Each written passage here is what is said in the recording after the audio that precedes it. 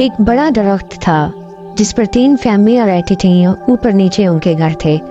सबसे नीचे चिड़िया की फैमिली रहती थी, दरमियान में मैना और उसके 3 बच्चे, जबकि सबसे ऊपर कबूतरी और उसके 2 बच्चे रहते थे। ये सब एक दूसरे से बहुत मोहब्बत करते थे और अपने पड़ोसियों का ख्याल रखते थे। रोजाना शाम के वक्त ऊपर वाले फ्लोर पर बड़े बैठकर आपस में बातें करते, जबकि बच्चे दरख्त के नीचे जमीन पर खेलते कूदते थे। एक बार उनकी हंसती मुस्कुराती जिंदगी में अचानक से एक मुसीबत आ पड़ी। हुआ कुछ यूं कि सर्दी का मौसम था। रोजाना की तरह बड़े बातें कर रहे थे और बच्चे खेल रहे थे कि कौवों का एक झुंड बड़े दरख्त के पास आ निकला। एक बड़ा और मोटा कौवा झुंड के बीच में से आगे बढ़ा और धमकाते हुए कहने लगा, इस दरख्त पर जितने दिन गुजार लिए, कल से यहाँ हम रहेंगे, तुम अपना बंदोबस्त कर लो। चिड़िया ने फौरन कहा, पास ही दूसरे दरख्त हैं, वहाँ कोई नहीं रहता, तुम सब अपने घर वहाँ जाकर बनाओ। हाँ, ये भी कोई इंसाफ है कि अपना घर बनाओ, दूसरे का उजाड़ो। मैना और कबूतरी ने भी चिड़िया की हाँ में हाँ मिलाई।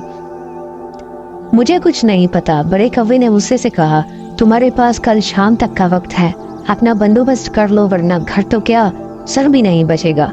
ये कहते हुए बड़ा कौवा अपने झुंड के साथ वहां से उड़ गया। शाम से रात हो गई, उजाले से अंधेरा हो गया था। बच्चे बेखबर थे, इसलिए पुरसुकून होकर सो रहे थे, लेकिन वालिदैन परेशान थे, बड़े परेशान, अपने लिए, अपने बच्चों के लिए, अपने घर के लिए, इसलिए जाग रहे थे। बताओ अब क्या करना है, चिड़िया ने कहा। मेरे तो बच्चे भी छोटे हैं और घर बनाते बनाते 1 हफ्ता लग जाएगा। यहाँ रुके तो कौवों के हाथों मरेंगे, चले गए तो सर्दी की वजह से मरेंगे, मैना ने रोते हुए कहा। लेकिन ये कबूतरी कहाँ है? मैना ने सवाल किया। कहीं वो ये घर और हमें छोड़कर चली तो नहीं गई? पता नहीं, मगर उसके बच्चे यहीं पर हैं, चिड़िया ने जवाब दिया।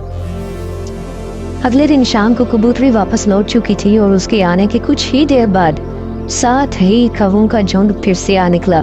देखो तो सही, ये लोग अभी तक यहाँ पर हैं, मोटे कौवे ने हैरत से कहा। लगता है तुम्हें जीने से ज्यादा मरने का शौक है। सरदार की बात सुनकर सारे कौवे जोर जोर से हंसने लगे। लेकिन ये क्या?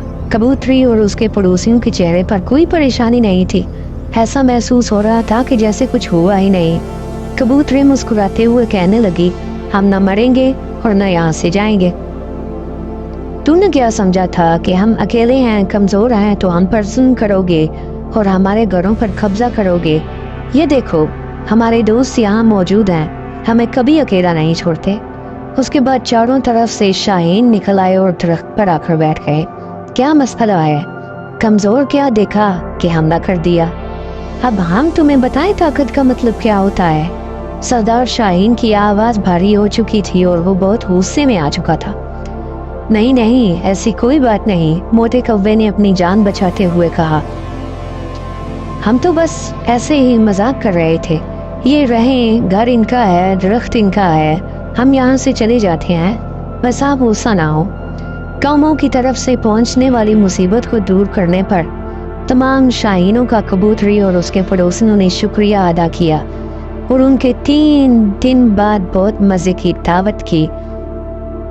प्यारे बच्चों, इस कहानी से हमें ये सबक मिलता है कि किसी मजलूम पर जुल्म न करें, और अगर कोई जुल्म कर रहा हो तो जालिम को जुल्म करने से रोकें और कमजोर की मदद करें।